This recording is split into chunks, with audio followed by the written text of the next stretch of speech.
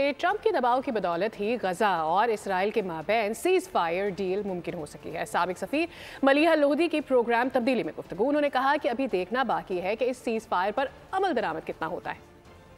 कि दबाव से ही इस वक्त जो सीज फायर की डील हुई है, हालांकि अभी फाइनलाइज होनी है वो, लेकिन अगर वो इंटरवीन ना करते तो ये तो 15 महीने से सदर बाइडन लगे हुए थे, लेकिन उन्होंने वो दबाव नहीं डाला इजरायली वज़ीर आज़म पे जो कि ट्रंप ने डाला।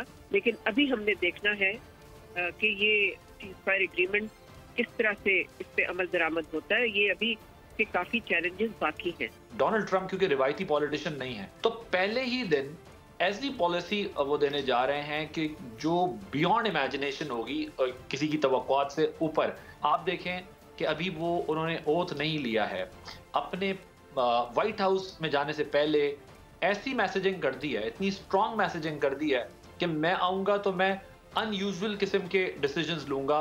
तो इसलिए जब वो ओथ लेंगे तो पहले ही दिन ये कहा जा रहा है कि इस तरह के डिसीजंस होंगे कि दुनिया के लिए हैरान कुन होंगे, खुद अमेरिका के लिए हैरान। सब्सक्राइब करें और बेल दबाएं ताकि कोई खबर रह न जाए।